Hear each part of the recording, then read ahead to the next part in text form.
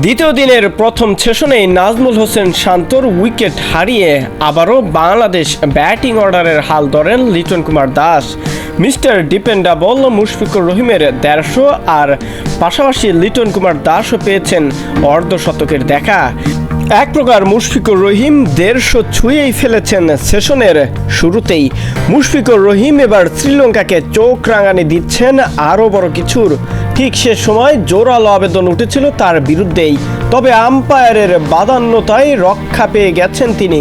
এর ঠিক পরেই খেলা বন্ধ হয়ে যায় বৃষ্টির শুরুর কারণে।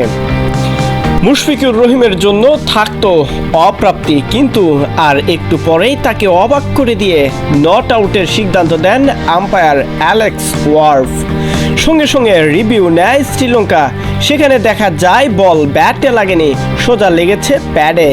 বল ট্র্যাকার দেখায় লেগ স্টাম্পের অংশ বিশেষে বলটা লাগতো, তবে আম্পায়ার যেহেতু নট আউটে দিয়েছেন সেক্ষেত্রে আম্পায়ারের সিদ্ধান্তই বলবৎ থাকবে। আম্পায়ার্স কল বাঁচিয়ে দেয় মুশফিকুর রহিমকে।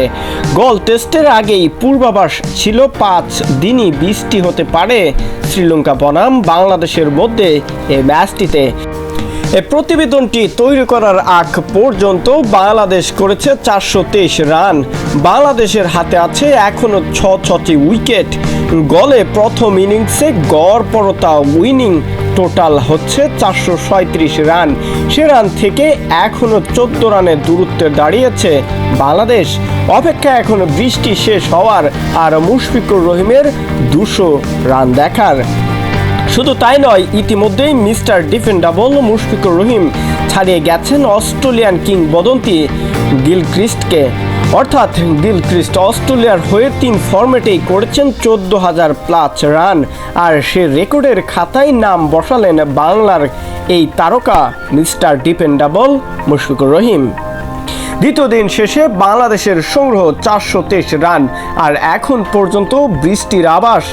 এখন দেখার বিষয় বাকি দিনগুলোতে বাংলাদেশ শ্রীলঙ্কার মধ্যকার ম্যাচের ফলাফলটা কি হতে যাচ্ছে দর্শকদের কাছে। শহীদুল ইসলাম শহীদ, স্পোর্টস ডেস্ক।